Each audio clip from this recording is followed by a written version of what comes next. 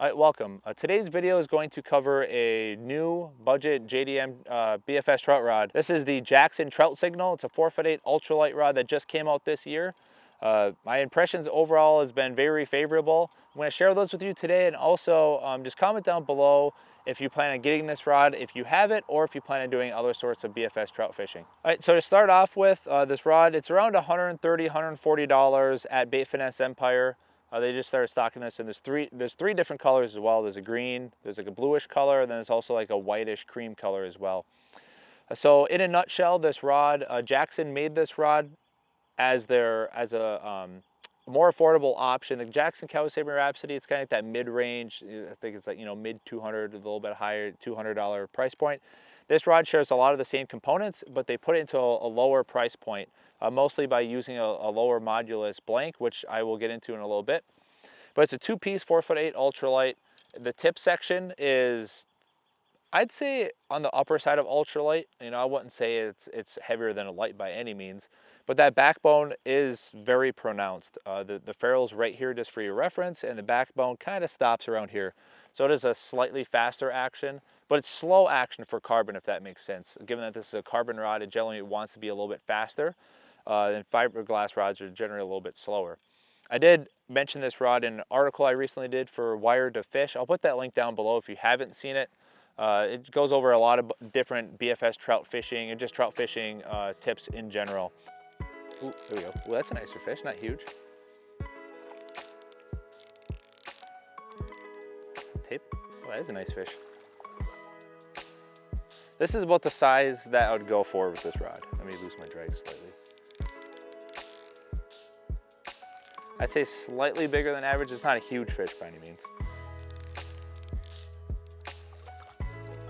He's thick though. That boy is thick. Actually, that'd be it. There you go. There you go. That's a nice sized fish. It came unhooked right at the net too. Yeah, that's bigger than average, but not, like I said, nothing to really write home about, but that's a nice sized fish. Getting back into the rod, some things I really like about it is it does share the same, you know, reel seat, handle, assembly type thing as the Jackson Kawasemi Rhapsody, but I like this one better, mostly because of the smaller trigger that it has and the smaller handle. Even like the 4'7" Jackson Kawasemi Rhapsody ultralight, it still has a longer handle and it's a straight tapered. This handle is like a little bit flared on the back end, and it, like when I put my hand on there, it's perfect. So when I'm moving my wrist around, like, you know, to cast in like different situations, that handle isn't coming up and hitting my forearm at all, because it's shorter and it fits in my hand. I mean, casting this 3.5 gram minnow, it definitely feels nice. Now, a lot of Jackson rods, they don't have an exact lure rating. I'd say the biggest difference between this rod and the Jackson Kawasemi Rhapsody, just on paper, is that this uses a little bit lower modulus graphite, which it seems like that's a bad thing. But in the world of trout fishing, unless you're fishing jigs or, you know, any sort of like bite detection / contact baits, the lower modulus graphite actually helps out quite a bit, because it acts a little bit more like fiberglass, so it's a little bit more forgiving. It's not as stiff and reactive as a higher modulus graphite. And the small amount of weight difference that you would have from the two different types of graphite is so small with a rod this short. But casting's been smooth, not fiberglass smooth. Oh, I got one right here. I saw that one come up and crush it. That was pretty cool.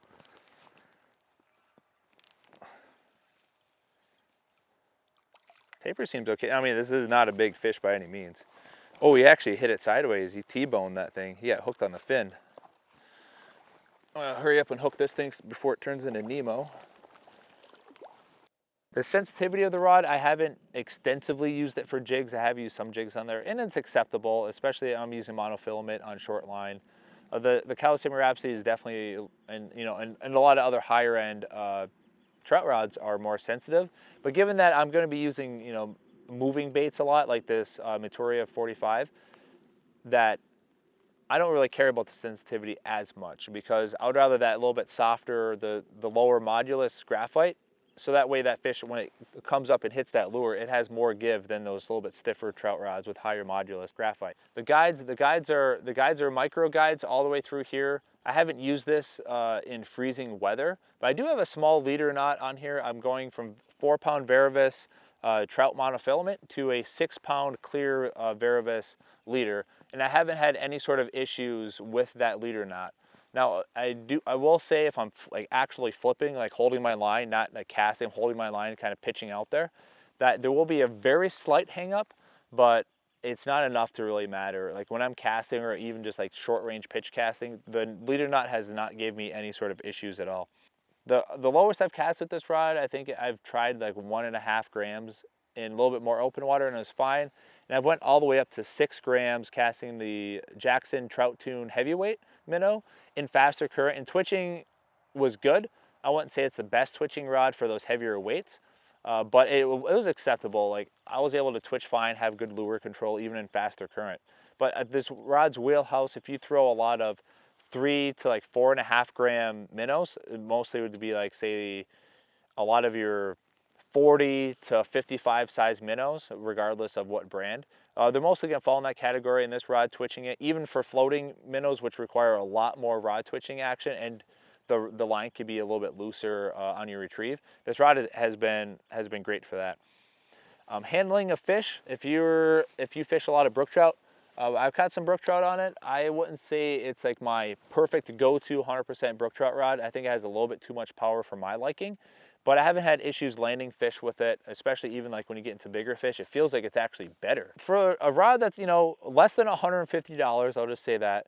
Comes in 3 different color options. The olive is like a nice like dark blue color, then there's a cream color. All available at Bait Fitness Empire.